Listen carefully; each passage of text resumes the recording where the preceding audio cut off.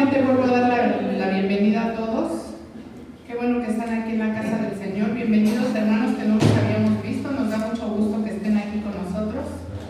Dice el Salmo 133: mirad cuán bueno y cuán delicioso es habitar los hermanos juntos en armonía. Es como el buen óleo sobre la cabeza, el cual desciende sobre la barba de Aarón, y baja hasta el borde de sus vestiduras, como el rocío de Hermón, que desciende sobre los montes de Sión, porque allí envía Jehová bendición y vida eterna. Gracias, Señor, te damos este día. Estamos muy agradecidos, Señor, porque has despertado nuestros corazones esta mañana y podemos estar aquí alabándote y bendiciendo tu santo nombre, Señor.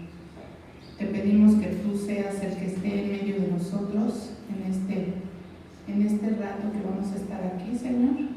Que tú dirijas todo lo que se haga este día y te agradecemos infinitamente, Señor, porque estamos aquí. Porque mejor es estar un día en tus atrios que 1000 fuera de ellos, Padre. Alabado sea, Señor. Amén. Tenemos una lectura, hermanos. Si gustan abrir sus Biblias en Salmo 138, vamos a leer alternadamente.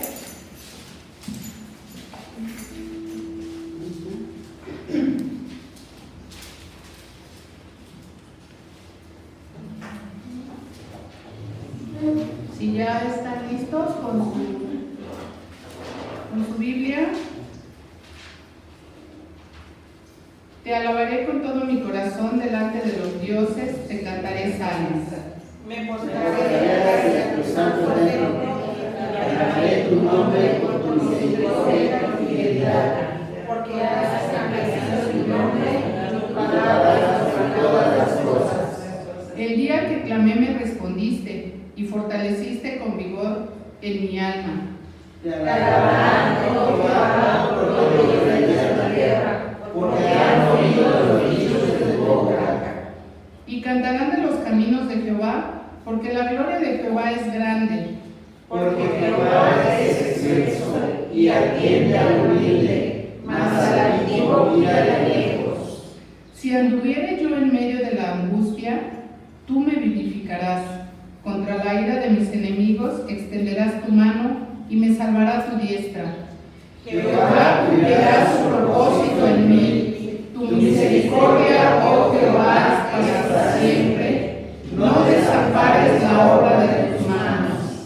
Amén, hermanos. Es momento de alabar a Dios. Hermoso salmo el que podemos leer.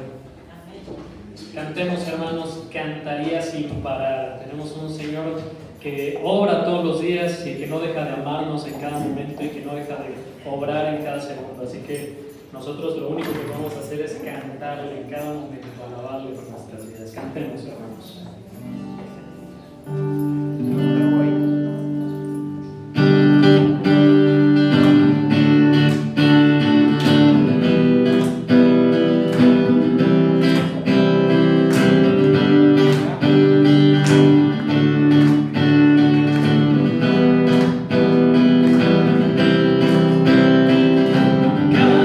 Cantaría sin parar lo que hiciste.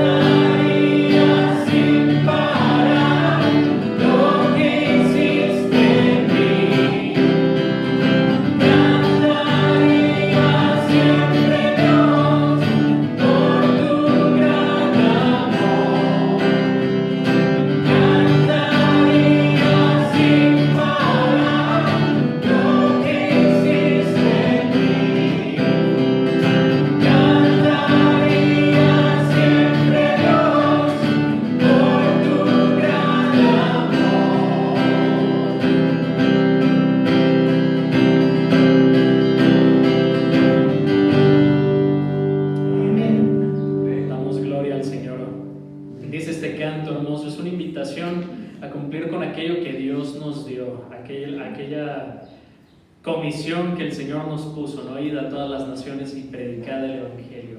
Así que cantemos, hermanos, será llena la tierra de su gloria. Alza tus ojos y mira, dice este canto.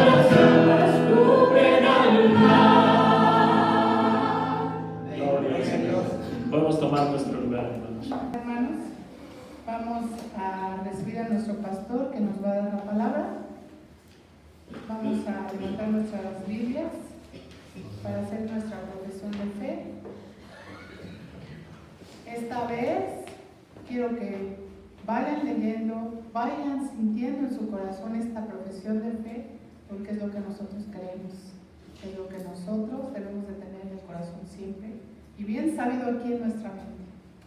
La palabra de Dios contenida en este libro es la verdad que acepto creer, es la enseñanza que me comprometo a seguir y es la esperanza que me atrevo a confesar. Nada me impide recibirla, nadie me evitará que la haga parte de mi vida y por ningún motivo dejaré de proclamarla. Estoy aquí para leerla, oírla y vivirla diariamente. Amén. Que sea una promesa en nuestros corazones, Señor. Adelante, pastor. Estamos llegando a la conclusión de esta serie. Ha sido de bendición, mis hermanos, que lo veas. Amén. Muchísimo, ¿verdad? Muchísimo. Realmente nos ha enseñado muchísimas cosas. Y decía el otro día el pastor Eli, creo que es mi libro favorito. Creo que, no sé, también a lo mejor el mío. También Hebreos.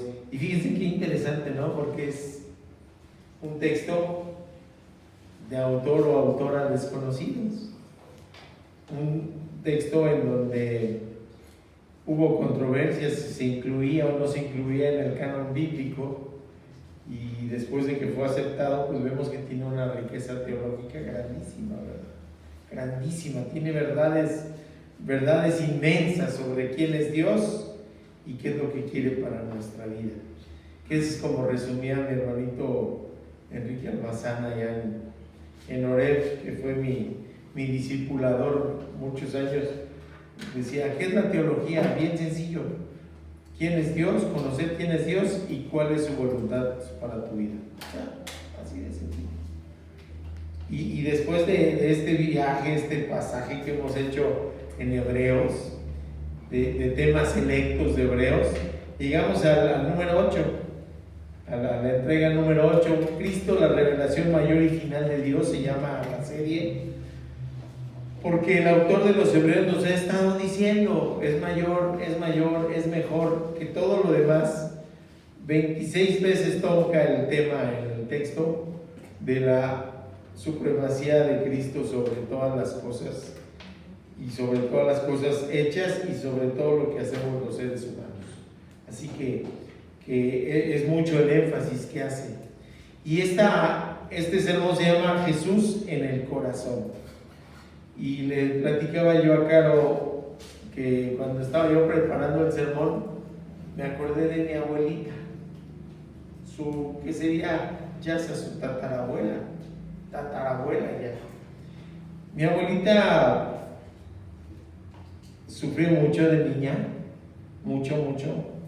Se quedó huérfana, la despojaron de sus bienes, tuvo que huir al monte y vivir solita allá en el cerro. Y después ya regresó, digamos, a la civilización, una familia que la contrató como trabajadora doméstica, y de ahí pues ahí la agarró el abuelo, tremendo. Pero me acuerdo yo de mi abuelita Inés González Díaz, cuando nos despedíamos de ella en su creencia, nos daba un montón de recomendaciones, como en miscelánea, así de varias cosas. Yo a veces no le entendía y me costó trabajo entender cuál era su bendición que nos daba, porque nos tiraba el tachecito también. Y lo único que yo le entendía era San Pedro y San Pablo en alguna parte, pero era larga su bendición. Y me costó trabajo entender, porque decía yo, pues quién sabe qué tanto dirá mi abuelita. Pero después comprendí que no nos decía a nosotros, sino que era una oración que estaba haciendo a Dios, para que nos fuera bien, para que nos portáramos bien, para que no sé qué tanto diría. Y cuando estaba yo preparando el sermón, me acordé de mi abuelita, porque esta parte es como miscelánea. Así agarró el autor o autora y dijo, oigan, ya les hablé de verdades teológicas así grandísimas, ahora hay que aterrizarlas en la vida diaria, ahora hay que bajarlas en la cotidianidad. Y ha habido sermones que me han dicho, ay, está bien duro sí, hubiera traído casco para aguantar las pedradas.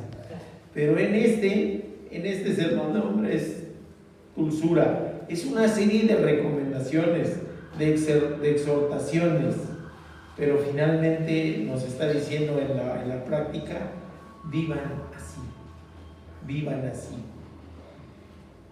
Y también estaba yo pensando, yo creo que los más jóvenes, bueno, algunos sí, pero otros habíamos escuchado a los Beatles, si se acuerdan, ¿no? O sea, en los 60s era la música que predominaba. Y hay una canción de ellos que me gusta la tonada y me gusta lo que dice, y se llama Todo lo que necesitas es amor. All you need is love. ¿Sí? Y le decía yo a Caro que hasta la pusimos, porque en ese tiempo todavía salía yo de chambelán en los 15 años, y la pusimos en unos 15 años de una chica que era nuestra vecina, y la bailamos y todo eso. Bueno, todo lo que necesitas es amor. Vamos a cambiarle la última parte. Bueno, ni siquiera la cambiamos, la adaptamos. Sí, dice, si Dios es amor y todo lo que necesito es amor, entonces todo lo que necesito es a Dios. Punto. Nada más. Oiga, que quiero vivir bien, ¿qué necesitas? Todo lo que necesito es a Dios. Y de eso nos habla esta parte, por eso la introducción es bajar de esa teología tan grande a nuestra cotidianidad, a lo que vivimos en el día a día. ¿Cuál es la voluntad de Dios para que vivamos conforme a su voluntad? Y de eso nos habla este pasaje, la parte final del texto de los Hebreos, carta, sermón. Parece que es un sermón escrito y está basado en el capítulo 13. Así que vamos a ver un video para la introducción, no sin antes orar, mis queridos hermanos. Señor mi Dios, gracias te damos, Padre bendito. Nos has bendecido muchísimo con esta serie.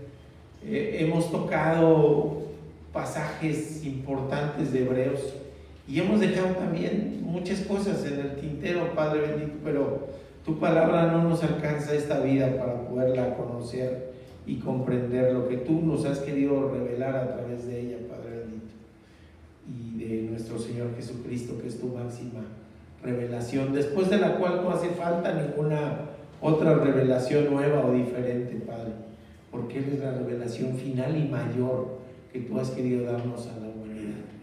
Te pedimos, Padre bendito, que esta enseñanza de lo que tú nos has querido revelar de ti mismo, Padre, nos lleve a la cotidianidad, a vivirla día a día, a que vivamos conforme a tu voluntad, a lo que tú quieres para nuestra vida, Padre bendito. Háblanos el día de hoy, te lo ruego, te lo suplico, en el nombre de Cristo Jesús. Amén. Vamos a ver el video de introducción. Llegamos al final de este maravilloso documento de fe que nos insta a seguir al Señor con todo nuestro ser. Hemos entendido la superioridad del Señor, de su Evangelio y de sus enseñanzas sobre todo ritual y práctica religiosa del pasado o del presente. Y ahora el autor o autora de este mensaje nos presenta lo que podemos llamar una miscelánea de aplicaciones prácticas. Es decir, ahora es tiempo de actuar y de vivir conforme a la verdad que profesamos. El centro de estas enseñanzas es lo que dice en el versículo 8. Jesucristo es el mismo ayer y hoy y por los siglos.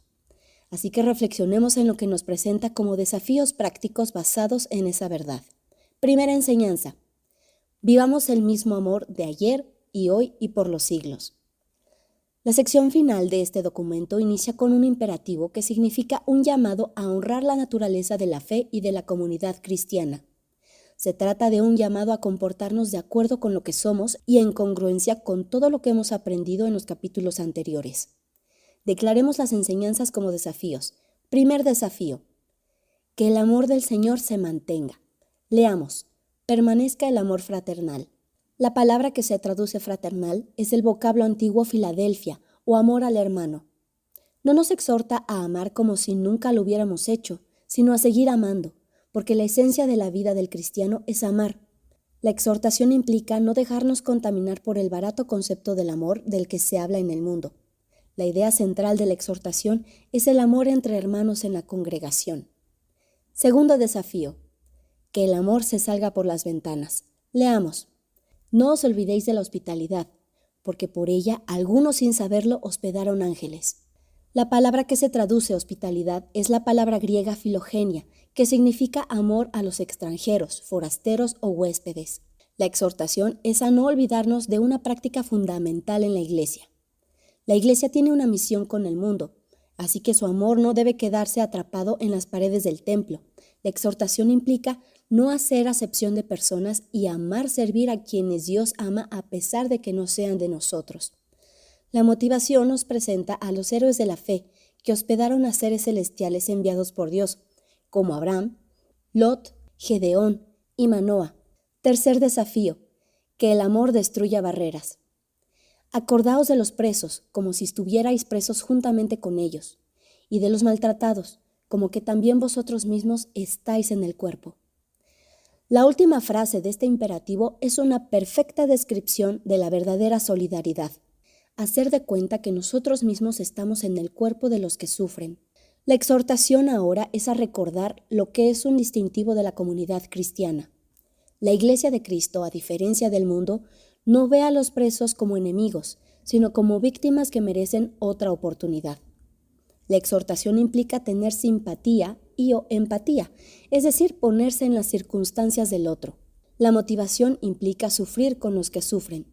En Europa en el siglo XVIII, en los años de la esclavitud, 2 jóvenes cristianos moravos, movidos por su amor a Cristo y su compasión por las almas, comprendieron lo que significa ser siervos, esclavos de Cristo.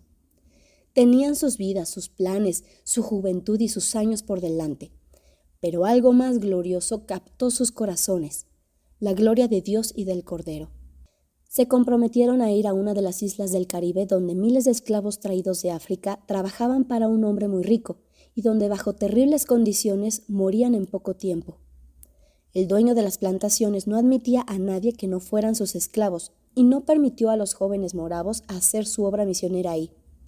Pero estos jóvenes, preocupados realmente por la salvación de las miles de almas de aquella isla, fueron a sus casas, vendieron todo lo que tenían, dieron el dinero a su iglesia para que se repartiera a los pobres, arreglaron todos sus asuntos legales y dijeron al hombre: cómprenos como esclavos. Cuando estaban en el puerto despidiéndose de sus familias y hermanos de su congregación, muchos familiares se preguntaban por qué hacían esto. Mientras el barco se alejaba de la costa, escucharon las últimas palabras que oirían de la voz de uno de ellos que gritó desde la barandilla de la cubierta con todas sus fuerzas: el Cordero que fue sacrificado, ¿acaso no es digno de recibir la recompensa completa por su sacrificio? Muchas décadas después, algunos hombres fueron a esta isla y encontraron un cementerio con cientos de cruces, y en medio de 2 monumentos a 2 cristianos moravos que habían predicado el Evangelio en ese lugar. Habían confiado en el Señor y formaron una congregación. Almas se salvaron y Cristo fue glorificado. Estos jóvenes entendían lo que somos como seguidores de Cristo, esclavos por su amor, sirvientes del Señor, embajadores de Cristo, llamados no a vivir nuestros sueños terrenales, sino a cumplir la voluntad de Dios y hacer su obra. Abordemos las demás enseñanzas mirando a aquel que es el mismo de ayer, hoy y por los siglos.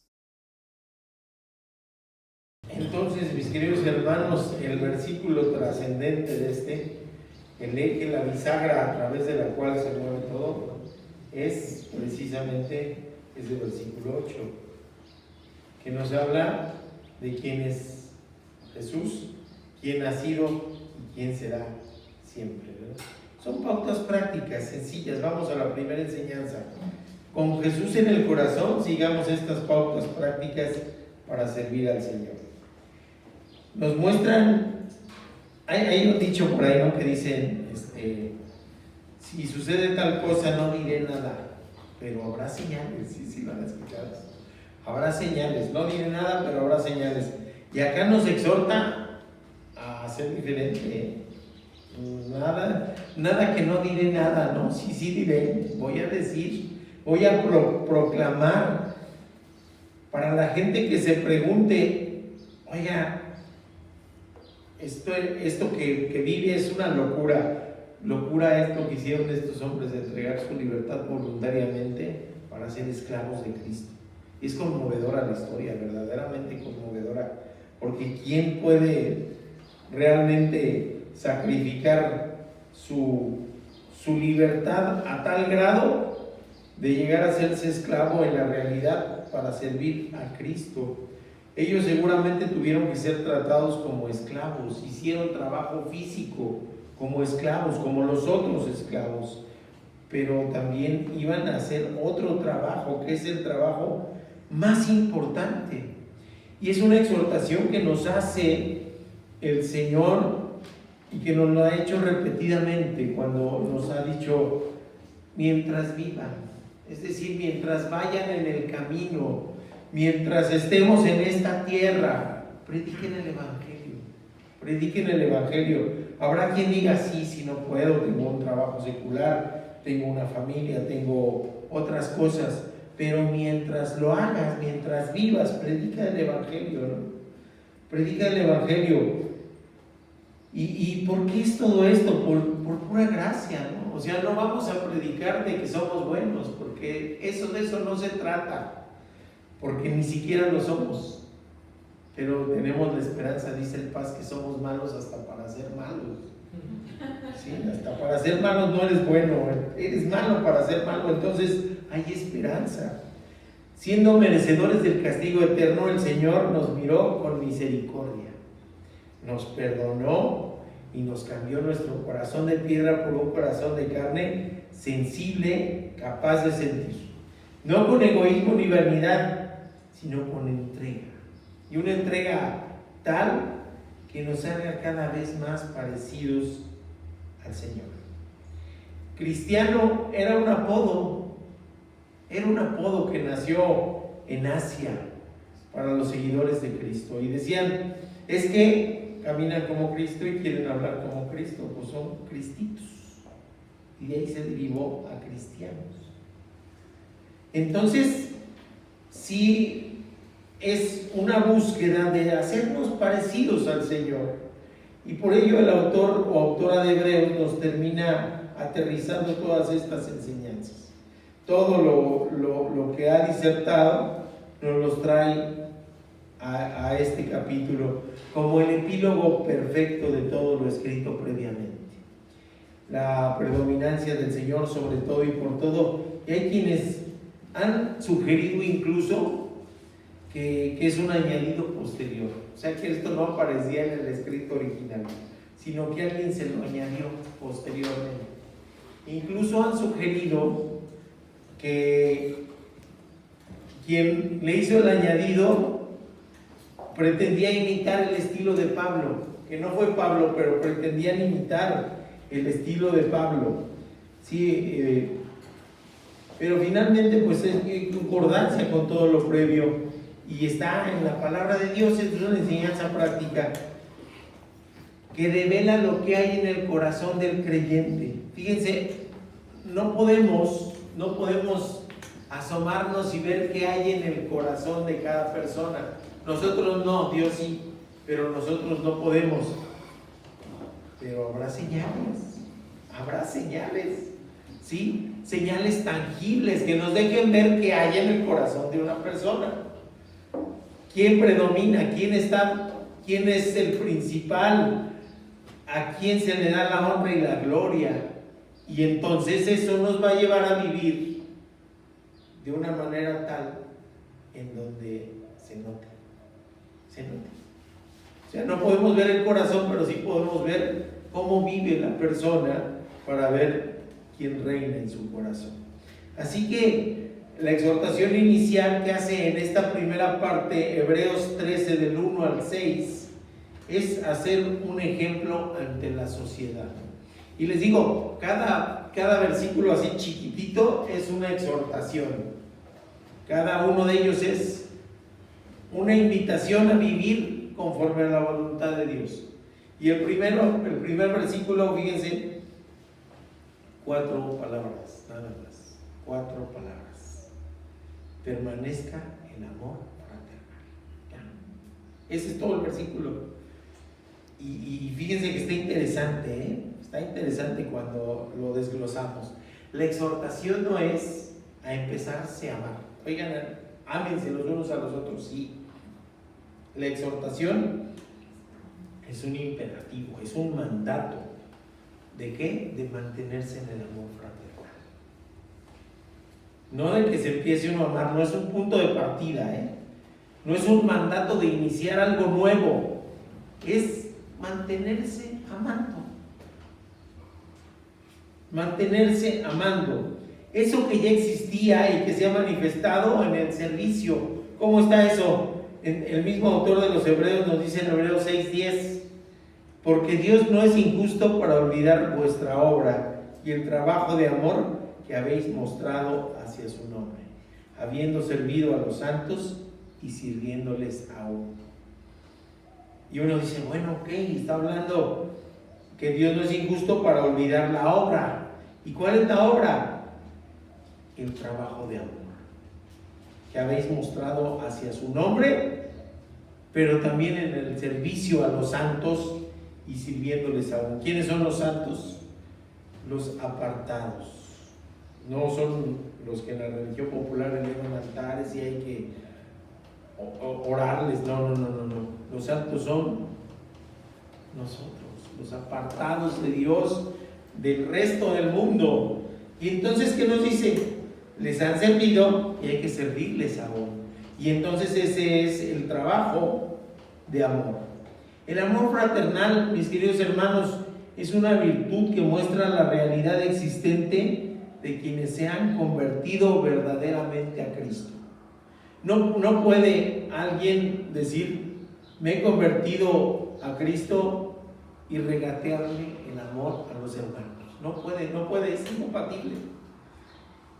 Integrados en una iglesia con Cristo verdaderamente como cabeza de la misma, el distintivo de una iglesia no es cómo se llame.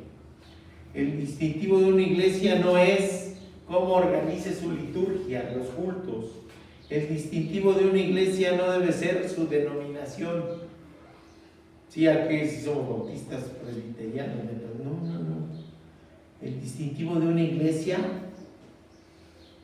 debe ser el amor tangible, el amor notorio. Estamos aquí para conocer de la palabra de Dios, para ir conociendo a Dios, para irnos enamorando cada vez más de Dios cuando se devela quién es, pero estamos también aquí para amarnos, mis queridos hermanos, para amarnos, para apoyarnos los unos a los otros, para levantar al de las rodillas tambaleantes, a las manos débiles. ¿Se acuerdan que decía el sermón anterior? Para eso estamos, para amarnos. Yo recuerdo haber conocido hace tiempo una persona que decía, yo admiro mucho a San Charbel, creo que se llama.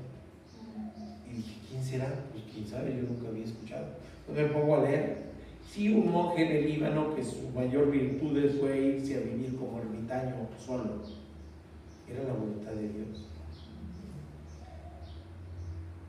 El amor de Dios no es de ermitaños, ni de solitarios, ni de apartados.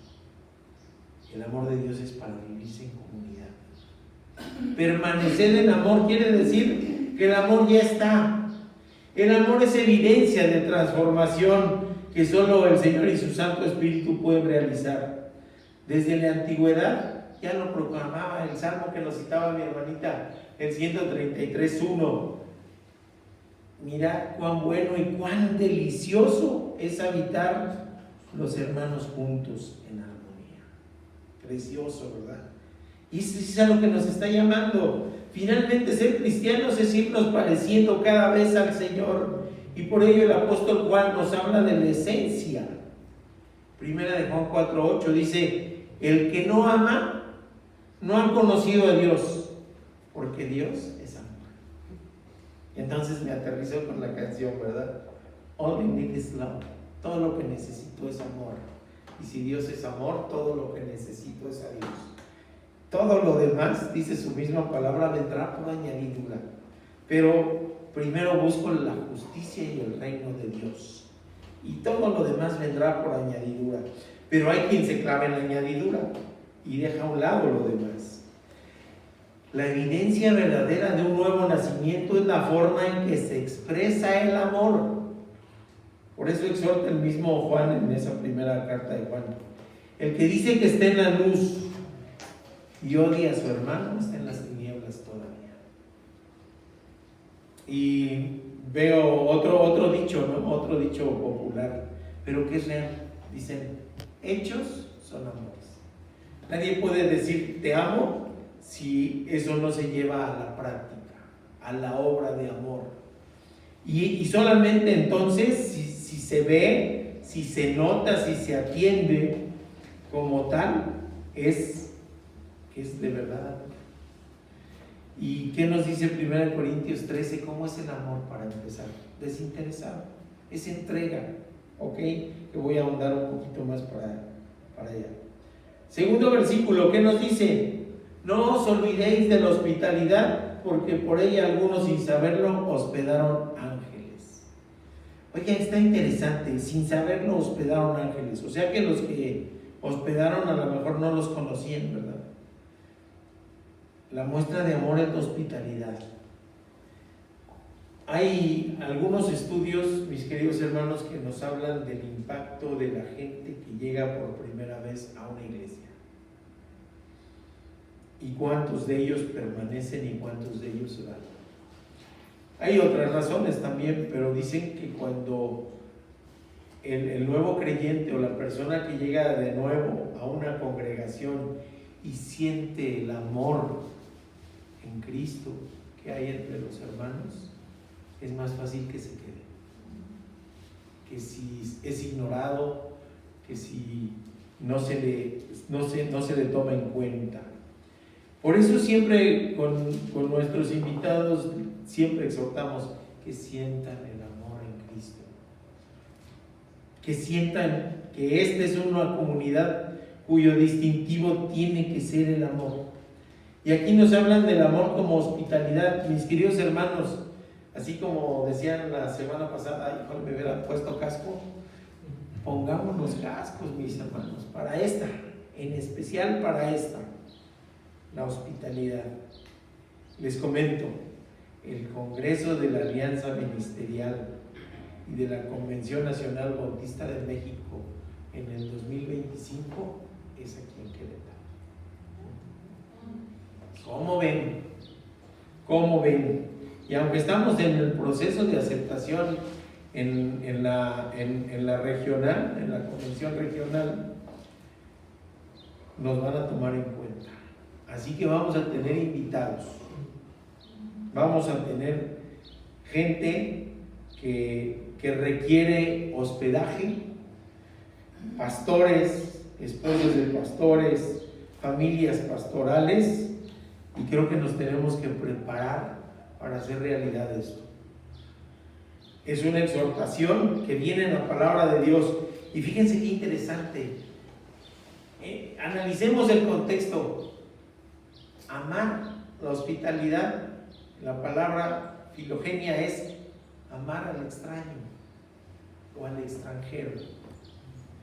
Y también nuestra ciudad pues está en eso. Tenemos un cruce hacia el norte, tenemos migrantes de todos lados, hay nicaragüenses, salvadoreños, hondureños, mexicanos mismos que vienen del sur. Hospitalidad es una manera de mostrar el amor. Oye, qué sencillo en tiempos de paz, ¿no? No, pues está bien, tranquilo. Pero imagínense la exhortación a los hermanos ahí, en tiempos de persecución. Y tampoco es una exhortación a algo nuevo, porque empieza con un no olvides, no os olvides. Quiere decir que la hospitalidad ya se practicaba en esa comunidad, ayudar al prójimo en necesidad, al que está lejos de casa, incluso se puede decir desconocidos, y es ahora de lo que decimos, no, espérame, con la circunstancia de seguridad como que está difícil, ¿no? Sí está difícil, no vamos a abrir la puerta a cualquiera, pero sí tenemos que mostrar la hospitalidad y el amor. ¿De qué manera? Tendríamos que ingeniárnoslas. Pero no sé, yo estoy pensando por la ubicación céntrica. Aquí probablemente haya conferencias, probablemente haya sea un centro de reunión, probablemente se pueda hospedar gente, probablemente tengamos que brindar alimentos, no sé. Pero es un reto como iglesia, es un reto. Y me va a encantar que se note el amor a través de la hospitalidad. Porque van a estar pastores de todo el país y hasta del extranjero. Y por supuesto va a estar en paz acá, va a estar acá. Entonces imagínense, yo creo que como pastor y como iglesia madre se estarían contentos de ver que la comunidad de Querétaro muestra su amor a través de la hospitalidad. El Señor mismo instaba la hospitalidad. Mateo 25:35, ¿qué dice? Porque tuve hambre y me dieron de comer, tuve sed y me dieron de beber, fui forastero y me recibieron. Y ahora vemos cruzando el río Bravo el odio al extranjero, ¿verdad? el odio, el repudio. Se dice cristiano y se dice hasta bautista, Trump, pero no se muestra el amor en los hechos. Ok, entonces hay varios ejemplos: Abraham, Lot, lo que mencionaba el video pero retomo el ejemplo de Abraham. Dice que hospedó a 3 varones, ¿sí se acuerdan? 3 varones se quedaron ahí con él y les procuraba, quédense. Es más, ahorita les quiso, decía la mamá de un amigo, ahorita le echo más agua a los frijolitos. Y hacían los frijoles de la vida muy buenos, por cierto. Eso hacía 2 ángeles, y probablemente el tercer varón era una manifestación preencarnada de nuestro Señor Jesucristo. Entonces imagínense qué interesante. El tercero, versículo 3: acordaos de los presos como si estuvieran presos juntamente con ellos, y de los maltratados como que también vosotros estáis en el cuerpo. Hay una gran resistencia para que acepten en el penal de aquí que vaya alguien a predicar. Yo ya lo intenté y conozco otros hermanos que han hecho solicitudes y los han rechazado. Betel, por ejemplo, Sí. lo rechazan y dicen, ya, es que ya hay quien nos atienda, ya viene un sacerdote. Y dicen, no es igual, ¿verdad? No es igual. Pero nos rechazan. Yo ya hice la solicitud con el aval de la Iglesia Bautista Obrera y me batearon igual. Pero analicemos el contexto de ellos, ¿eh? No sé si alguien ha tenido la experiencia de ir de visita a un penal. Yo me tocó ir a atender voluntariamente a los presos políticos que estuvieron en un penal en Texcoco que se llamaba Villa de las Flores. No sé si lo conozcan. Bueno, ustedes recordarán que cuando estaba la oposición a que se hiciera el aeropuerto en Texcoco, llegaron y reprimieron a un pueblo, a San Mateo Atenco. En San Mateo Atenco hubo cosas pavorosas y horribles, de verdad horribles, horripilantes, que no quisiera yo mencionar, pero que me tocó vivirlas de cerca, porque hubo conocidos que sufrieron de persecución, de cárcel, compañeras del Seguro Social que fueron agredidas sexualmente. Y después pidieron pues que alguien de confianza que fuera a atenderles de sus males, porque en ese penal no hay tuberías de agua, se saca el agua de pozos. Entonces, pues con las cubetas y todo, había mucha gente lesionada y me dieron la oportunidad de ir a atender a los presos políticos. Es tremendo, mis hermanos, tremendos. Y yo iba los jueves a atenderlos ahí, y muy hábil el director del penal, pues sí me dio permiso de atender a los presos políticos, pero me dijo, pero a cambio me atiendes presos comunes, gente que sí estaba por haber cometido delitos. Y pues empecé a ver 3 presos políticos y 3 comunes, pero al paso de los meses atendía a 1 o 2 de los presos políticos y 20 de los comunes. Y es verdaderamente serio entrar a ese tipo de penales, ¿no? Verdaderamente serio ir a visitar a los presos. Ahora imaginemos el contexto de esto.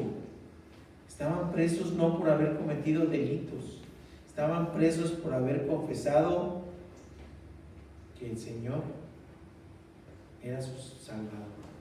Ese era el motivo del encarcelamiento. Y si yo iba a visitarlos, a estos presos políticos, como aquellos en ese momento iban a visitar a los cristianos, pues decían, ha de ser igual que ellos, ¿sí o no? Y entonces el riesgo de encarcelamiento era real. Era real. El riesgo de que ellos fueran apresados por visitar a sus hermanos en la fe estaba latente. Podían ser apresados por el mismo motivo. En ese contexto era peligrosísimo visitar a los presos, pero la exhortación es: acordaos de los presos, como si estuvieran conjuntamente con ellos. Y sí se está. Cuando uno visita una cárcel, se está conjuntamente con ellos. La comida es tremenda, le llaman rancho, no sé si alguien sepa. Pues si quieren comer rancho, pues órale, ahí está. Muy feita, pero pues había que comer lo que les daban a ellos y estar con ellos, ¿no? Era peligrosísimo. No se refiere el autor o autora cuando habla vosotros mismos estáis en el cuerpo, no se refiere al cuerpo espiritual, se refiere al cuerpo físico. La posibilidad de ser maltratados, torturados, incluso martirizados hasta la muerte por el solo hecho de visitar a quienes con motivo de su fe en Jesucristo pudiesen estar presos. Fíjense, y les dice: no los olviden, no los olviden. Amas, arriésgate. Amas, trabaja por ellos. Amas, no los abandones. Están en una circunstancia difícil, que se sigan sintiendo amados. La vida cristiana no es de cosas grandes ni históricas, memorables. Para la mayoría de nosotros no es así, mis queridos hermanos. No necesitamos grandes obras para mostrar lo que el Señor ha hecho en nuestro corazón. ¿Saben cómo se vive? En las cosas pequeñas, en las cosas cotidianas, en lo del día a día, en las cosas diarias, con cosas sencillas, con cosas que deben ser naturales si hemos sido transformados en Cristo. Y se expresa el carácter implantado por Jesús y el Espíritu Santo en nosotros. Versículo 4: honroso sea para todos el matrimonio. Dice uno: ay, espérame, como que me cambió el chip, ¿verdad? Pues es que es miscelánea que damos. Ya hablo de estas cosas. Está diciendo cómo se ve en la sociedad. Quiero que en la sociedad se vea, que la gente lo note, que todo México se entere. Decía un programa. No, pues ahora ¿qué crees? También quiero que se note en lo más íntimo de tu vida. Ese amor se tiene que notar hacia afuera, pero también tiene que notarse hacia adentro, hacia tu casa, hacia lo íntimo. Dice: honroso sea en todo el matrimonio, el hecho sin mancilla, pero a los fornicarios y a los adúlteros los juzgará Dios. En la religión popular dicen: hay que bautizar a los chiquititos, ¿verdad?, para tomarles el cuerno del pecado original, y dicen que el pecado original es una relación sexual. Ahora ya hay otros métodos para que alguien se embarace sin relación sexual, pero lo normal, lo que Dios creó, fue una relación sexual. Un hombre, una mujer, unidos en el lazo matrimonial, y entonces sí, es una relación lícita. ¿Sí? También se debe manifestar en esa parte íntima. El matrimonio cristiano se debe vivir en santidad y pureza. ¿Cómo? Como dice la palabra. El erotismo entre un hombre y una mujer en el matrimonio es algo que concibió Dios. Es más, tenemos todo un libro de un amor erótico. El Cantar de los Cantares es un amor entre dos gentes que se aman, un hombre y una mujer que se expresan y se deleitan el uno al otro, y eso no es pecaminoso siempre y cuando se viva dentro del matrimonio, porque es la voluntad de Dios. No es más santo el célibe, no, el celibato no. Dios creó el matrimonio, y toda la doctrina que condena el matrimonio es antibíblica. 1 Timoteo 4, del 1 y 4, 3. Si no se dejen llevar por doctrinas, incluso les llama diabólicas. ¿Sí? ¿No? Una intimidad matrimonial no es reprobable ni condenable. De hecho, en la palabra de Dios se habla de eso, del amor erótico, del amor del matrimonio, que debe ser desinteresado y anteponiendo el bien del cónyuge ante el propio. No hay razón para negar el disfrute lícito del cuerpo del cónyuge, hombre o mujer, del cónyuge. Pero ¿qué nos remarca? Es dramática el contraste que hace entre el sexo lícito dentro del matrimonio y el ilícito fuera del matrimonio. Por eso nos dice así: pero a los fornicarios y a los adúlteros los juzgará Dios. Fuera del matrimonio no es lícito el sexo. Por fuera del matrimonio, ¿qué quiere decir esto? Dos solteros, por ejemplo, o un soltero y una casada, o casado, o entre dos casados teniendo relaciones, pero no con sus cónyuges. Eso es lo que es el adulterio y los fornicarios. Y ahí dice, no, ahí los juzgará Dios. Pero bien entre casados, pero no bien en relaciones fuera del matrimonio. Y me encanta cuando dice el hecho sin mancilla, sin mancha, inmaculado, viviendo una sexualidad conforme a la voluntad de Dios. Nos vamos al versículo que sigue. Bueno, los versículos que siguen son 2. Dicen, sean vuestras costumbres sin avaricia, contentos con lo que tenéis ahora, porque Él dijo, no te desampararé ni te dejaré. De manera que podemos decir confiadamente, el Señor es mi ayudador, no temeré lo que me pueda hacer el hombre. ¿Y a qué nos vamos? ¿Se acuerdan que en el Sermón de la Montaña, en Mateo 5, el Señor exhorta a no hacer tesoros en la tierra, que son minados por el hollín y la orina? ¿Sí? Bueno, otra vez están diciendo esto, entonces repudia a quien tiene dinero. No repudia a los pudientes. La palabra griega utilizada para avaricia es afilargiros, que se puede traducir como desapego, como el que no ama el dinero, como el que es desinteresado. Entonces no es que repudia al rico, no. Lo que no es del agrado del Señor es que las riquezas materiales estén delante de Él, que haya más interés en acumular dinero que en amar al Señor. Entonces, ¿qué nos dice? Pues de las cosas materiales, vive sin apego a ellas, ¿sí? Que no sea tu motivación principal. El apego a las cosas materiales se puede acompañar de conductas pecaminosas. Y yo me acuerdo de un médico que terminó corrido del Seguro Social por hacer sus tranzas, que él decía así, el que no tranza no avanza. Así decía. Y luego decía él, si a mí me cachan que traigo un borrego en la espalda, cuando me pregunten voy a decir, no sé, yo venía caminando y alguien me puso ese borrego. Ni cuenta me di en qué momento, ni quién fue, ni por qué lo traigo, porque yo venía bien. La avaricia es el apego a las cosas materiales. Cuando le doy la parte principal de mi vida a eso, el acumular bienes materiales nos convierte entonces en esclavos de la avaricia. Y se oye bien feo, pero si uno es esclavo de la avaricia, entonces es avaro.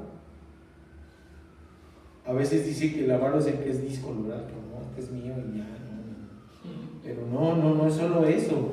Es que a veces hay gente que es su Dios, con minúscula, el dinero, y lo buscan de manera lícita o ilícita. Y entonces, además nos dice, sean vuestras costumbres sin avaricias. O sea, no está hablando de una situación ocasional, no está hablando de que alguna vez dijo, le voy a pesar el costal de esto y le estoy poniendo el pie para que pese más y le sirva menos. No, ocasional no. Está diciendo, no vivan como esclavos de la avaricia, que no se les haga costumbre. El Señor nos advierte mismo en Mateo 6:24, nadie puede servir a dos señores porque aborrecerá al uno y amará al otro, o se dedicará al uno y menospreciará al otro. No se puede servir a Dios y a las riquezas. Oiga, pero podemos sustituir riquezas por lo que quieran, por lo que quieran. No podemos servir a dos señores. ¿A qué le estamos dando primacía sobre Dios? Piénsenle algo ahí en su mente que se les ocurra y se les atraviese. Pues si le dan primacía, están amando a los señores y con alguno están quedando mal. Y que no sea con nuestro Dios Todopoderoso. Esa es la exhortación. Después de esto, dice estar satisfechos. ¿Cómo estar satisfechos? Con lo que tienen. ¿Está hablando del momento? No, ni siquiera está hablando del momento, porque no es lo mismo el día primero que me cayó mi quincena, mi pensión, al día 27, 28 que digo, ay Dios, a ver si llego a fin de mes. No está hablando de un momento, no está hablando de lo que tienes ahora, no es un momento en específico, sino en un continuo de la vida. Tener contentamiento, de eso se trata. Y ello no se fundamenta en lo que se tenga o en lo que no se tenga. Tener contentamiento tiene un fundamento principal. Voy a estar contento aún en mi carencia porque tengo depositada mi fe en Cristo Jesús. Y eso me da contentamiento. Que hoy no puedo comer carne, más no puedo comer huevo, no importa, le echo más agua a los frijoles y unas tortillitas con chilito y el frijolito, y si me alcanza tantito quesito, eso sí me alcanza. Sí, ¿verdad? También. Sí. Y habrá a lo mejor un día en que me pueda hacer mi cortezote así, mi tomahawk, que está bien caro, ¿no, mi hermano? Los tomahawk como 800 pesos cada uno. Yo a lo mejor un día tengo y me echo mi tomahawk, ¿qué le hace? Pero eso no me da contentamiento, ni cuando carezco ni cuando tengo. ¿En dónde se debe basar mi contentamiento? En la fe en Cristo Jesús, en saber que tengo un Dios fiel, en saber que tengo un Dios que no me va a abandonar, en saber que tengo un Dios que no me suelta, en saber que tengo un Dios que va a estar conmigo en las buenas y en las malas. En eso tiene que estar mi contentamiento. Por eso dice después de esto las promesas. ¿Contentos con lo que tenéis ahora? Pues sí. A lo mejor mucho, a lo mejor poco, pero contentos. Porque Él dijo, no te desampararé ni te dejaré. Y después viene la promesa que dice, de manera que podemos decir confiadamente, el Señor es mi ayudador, no temeré lo que me pueda hacer el hombre. Ahí está mi contentamiento, en que el Señor es mi ayudador, en que no me va a desamparar, en que no me va a dejar y que es un Dios fiel. Y ese es el fundamento de mi contentamiento, no lo que tengo o de lo que no tengo, no lo que deseo ni los medios para conseguir lo que yo deseo. Se fundamenta en la fe en Dios y es saber que es fiel, que cumple sus promesas. En eso tiene que estar nuestro contentamiento. Y después de eso, ¿necesitamos algo más, mis hermanos? No, ya no. Lo que Él me quiera bendecir, bendito sea. Y si no me quiere dar algo que yo pido, no importa, tengo mi contentamiento. A lo mejor me está librando de males mayores y no lo sé. Según enseñanza con Jesús en el corazón, vivamos una sana vida eclesiástica. Ya hablo sobre la sociedad, a lo de afuera, lo íntimo del matrimonio y de que no sean nuestros bienes materiales lo que nos motive. Ahora nos habla de cómo vivir en la iglesia. Fíjense qué interesante. Exhorta el ejemplo a las sociedades, pero ahora pide ejemplo a la vida. Ejemplo de vida dentro de la comunidad de fe, dentro de la iglesia. Hebreos 3, del 7 al 19. Dice, ahora sí estoy leyendo la Reina Valera, mis hermanos. Acordaos de vuestros pastores que os hablaron la palabra de Dios. Considerad cuál haya sido el resultado de su conducta e imitad su fe. Oigan, acordaos de sus pastores. Y está hablando de resultados. Entonces, ¿son mis pastores actuales? Sí, también. Pero hemos tenido pastores anteriores. Sí, también. Por eso me encantó que mis hermanitos estuvieran pues honrando a Dios a través del hermano que partió a su presencia, el hermano pastor de Betel. ¿Qué quiere decir, mis queridos hermanos? Y perdón que los tome ejemplo. Se acordaron de su pastor. Sí, se acordaron de su pastor, de aquel que le hablaba la palabra. Y además consideraron cuál fue el resultado de su conducta. Porque ya no era su pastor, pero está hablando de resultados, es decir, ¿qué ofreció o qué ofrendó? Su vida misma al servicio del Señor a través de su conducta y de los resultados palpables. Entonces, ¿vale? Sí, por supuesto. Sí, por supuesto. De mis pastores actuales, sí. Hablan la palabra y los tomo como ejemplo de conducta y de imitar su fe. Pero también de los anteriores y también de los que están por venir. Así que no le gusta que en la vida eclesiástica haya ese tipo de circunstancias en donde a veces se critica además al pastor. He conocido de gente que dice que la vida del pastor es triste, que no tiene amigos. He conocido de gente que dice que la vida del pastor es ingrata porque a veces no se valora su trabajo. Y puedo decir con mucha satisfacción que el Señor aquí se ha manifestado de manera diferente. Sí, tengo amigos y tengo un mentor que es de Paz y los amigos de la red, en donde oramos juntos, en donde nos preocupamos juntos, en donde crecemos juntos, y después tenemos una comunidad de fe en donde hay amor, mis queridos hermanos. Eso es invaluable.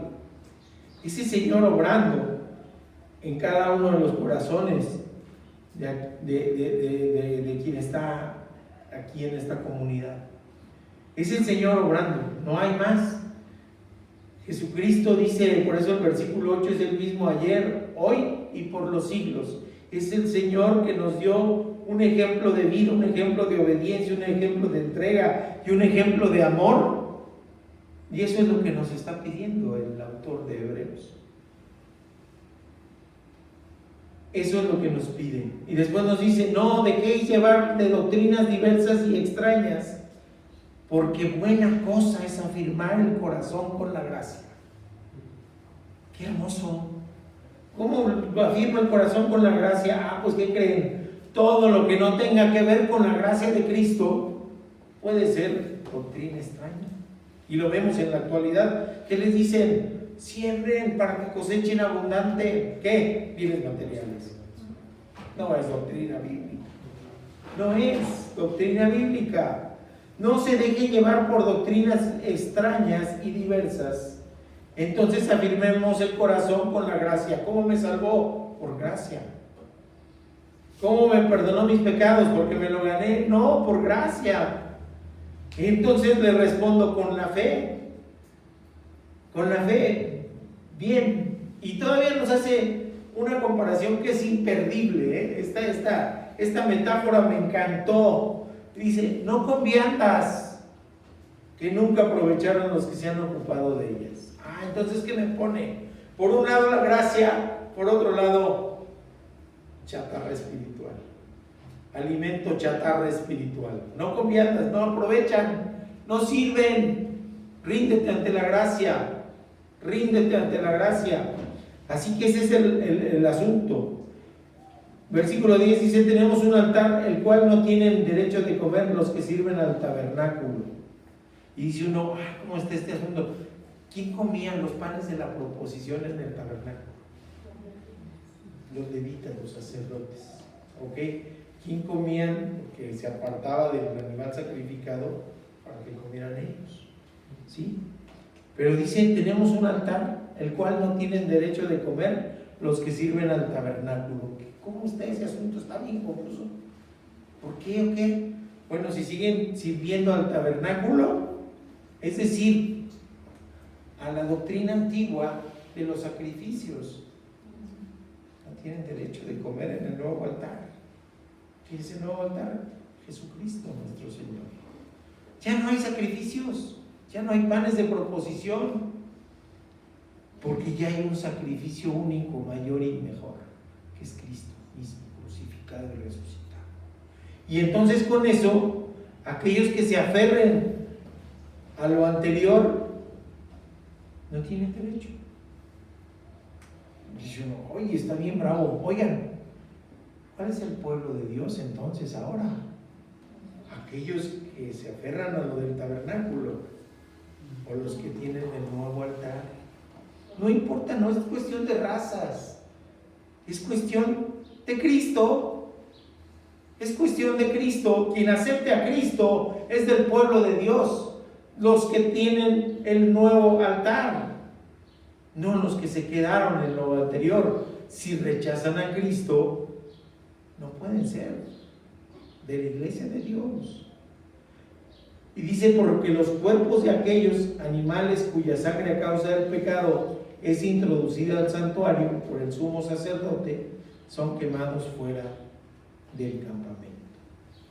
Por lo cual también Jesús, para santificar al pueblo mediante su propia sangre, padeció fuera de la puerta.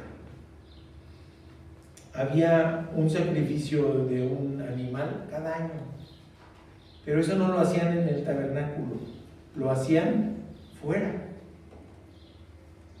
A veces sacrificaban corderos o machos cabríos ya grandes, adultos, o a veces hasta vacas. La vaca alacena se llamaba, y se sacrificaba fuera. En estadis, ¿para qué se sacrificaban? Para el perdón de los pecados de todo el pueblo, afuera del tabernáculo, afuera del templo, cuando ya estaba el segundo templo. Pero aquí les está diciendo, oigan, Jesús también fue sacrificado para perdón de los pecados fuera de Jerusalén, en un monte del Calvario, ahí, el monte Calavera. Así que él también fue sacrificado fuera de la puerta, y es un sacrificio único y para siempre. Ya no más, no se necesita lo demás. Y luego viene una exhortación preciosa que me encanta. Dice, salgamos pues a él. Sacrificio fuera del campamento, llevando su vituperio. Es una exhortación preciosa. Ser iglesia es ser eso. Salgamos pues. ¿A dónde? A Él, a Cristo. ¿A dónde? Con los necesitados, con los de afuera. Por eso esa labor es bien importante, mi hermanito, de evangelismo. Con los de afuera. No necesitamos evangelizar a quien ya se convirtió.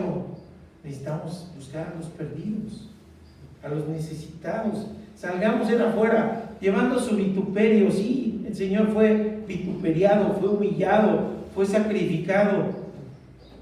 Así que preparémonos para llevar también nosotros su vituperio.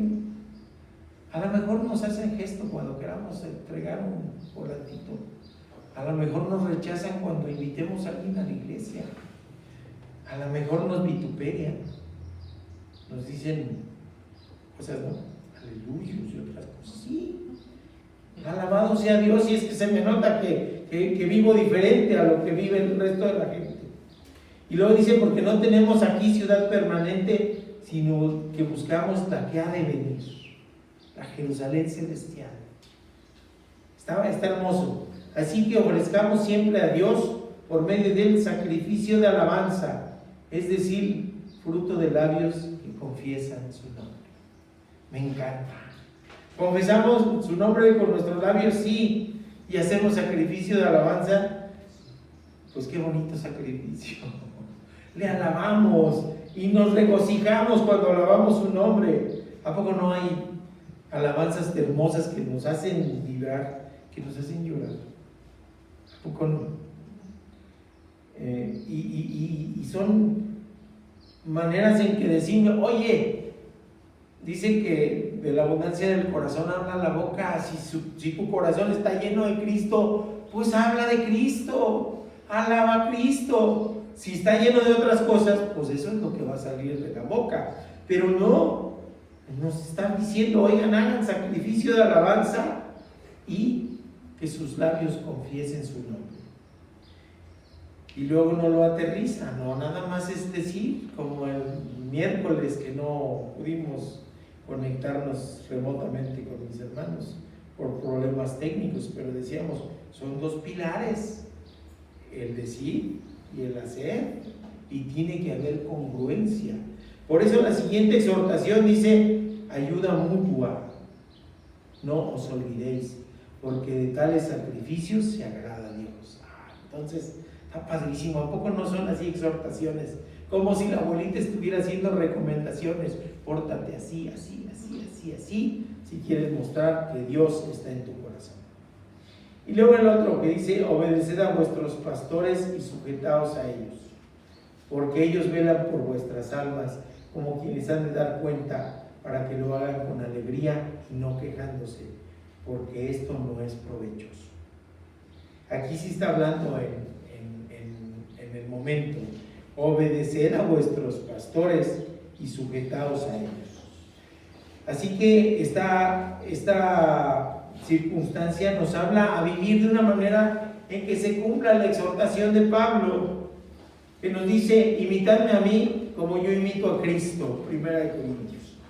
Así que eso es lo que nos está llamando a la obediencia, a la sujeción, y esto sí en tiempo presente y razón. Así que la petición de oración de los líderes sigue siendo vigente. Oremos, oremos, oremos. Y nos vamos a la última enseñanza, que es muy cortita. Nos dice Hebreos 13, 20 y 25: y el Dios de paz, que resucitó de los muertos a nuestro Señor Jesucristo, el gran pastor de las ovejas, por la sangre del pacto eterno, os haga aptos para toda buena obra, para que hagáis su voluntad. Y ahí me recordé de un entrenador mío, de cuando jugaba fútbol americano, el coach Márquez, y nos decía: oigan, ¿qué prefieren, actitud o aptitud? Pues cuando uno tiene 12 años, como que dice: ¿qué es eso? Sí, pero ahora lo comprendo, ¿no? Ahora lo comprendo. Fíjense que el Señor nos está llamando a ser aptos en toda buena obra, para que hagáis su voluntad. Pero para ser aptos tenemos que tener actitud. ¿Quiero ser apto? Me disciplino. ¿Quiero ser apto? No dejo de discipularme, no dejo de congregarme, leo la palabra de Dios todos los días, pregunto cuando no entiendo, vivo una vida cristiana conforme a la voluntad de Dios. Eso es actitud, y la actitud se va a adquirir conforme a la disciplina. Lo entendí muchos años después, lástima Margarita, ¿verdad? Así que, haciendo Él en vosotros lo que es agradable delante de Él por Jesucristo, que sea la gloria por los siglos de los siglos. Amén. Y luego nos dice, la parte final, que con esto ya me despido. No lo digo yo, lo dice la palabra de Dios. Os ruego, hermanos, que soportéis la palabra de exhortación. Ómala. Así que las pedradas no son de gratis, tienen un propósito, ¿sí? Que soportemos la palabra de exhortación, ¿sí? Porque a veces dicen: no, pues el pastor me conoce y sabe de qué pie cojeo. Hizo el sermón para que me pegue a mí porque me conoce, quiere que yo haga tal cosa. La palabra de Dios lo dice: soportaos la palabra de exhortación. Saber que está, bueno, después ya viene una cosa que habla de Timoteo, por eso varios atribuían a Pablo esta parte. Saludad a vuestros pastores y a todos los santos, los de Italia os saludan. La gracia sea con todos vosotros. Amén. Así que, ¿a poco no está hermosa la carta? ¿A poco no está hermosa? Y aquí una serie así, pum, pum, pum, pum, una listita, así quiero que vivan. Pero lo que más importante es que Jesucristo es, ha sido y será. Y que Dios es amor, que Jesús es amor. Que lo mantuvo en la cruz del Calvario fue el amor. Y nos pide que vivamos amando, porque todo lo que necesitamos es amor. ¿Sí? Oremos, mis queridos hermanos. Señor mi Dios, gracias te damos por esta serie de sermones. Gracias te damos por tu palabra, por tus exhortaciones pertinentes para todos nosotros, Padre bendito. Te pedimos, Padre, que nos pongas en nuestro corazón la necesidad de amar como tú nos has amado, Padre bendito. Así, solo así podemos mostrar la transformación a que hemos sido sometidos por tu Espíritu Santo en nuestro corazón, Padre bendito. Te ruego, Padre, te ruego que nos mires con misericordia y con ese amor que tú nos has demostrado hasta la entrega en la cruz del Calvario, Padre bendito.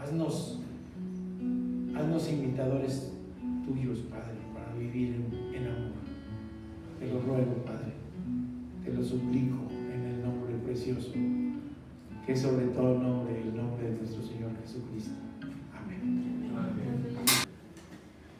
Y esta es la victoria que ha vencido al mundo, nuestra fe. Primera de Juan 5:4. Cantemos, hermanos. Para recordar lo que hablamos en el sermón, tomémonos de las manos y mostrémonos a todos.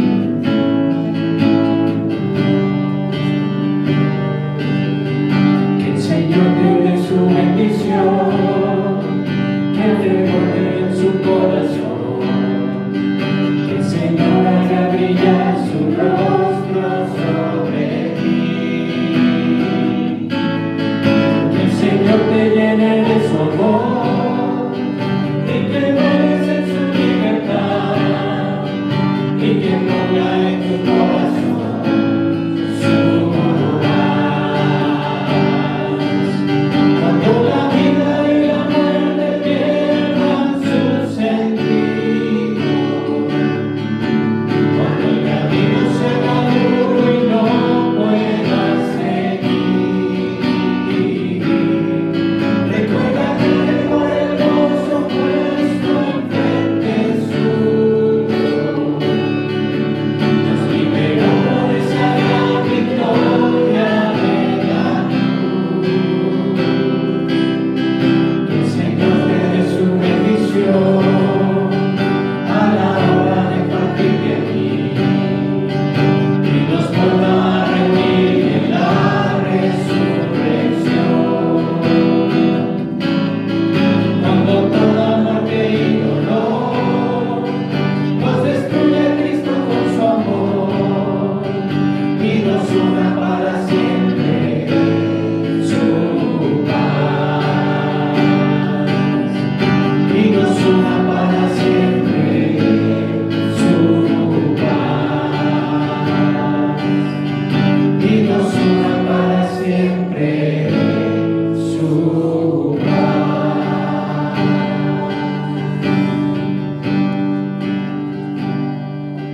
Hermano pastor, nos da la bendición pastoral, por favor. Paz sea a los hermanos y amor con fe de Dios Padre y del Señor Jesucristo. La gracia sea con todos los que aman a nuestro Señor Jesucristo con amor inalterable.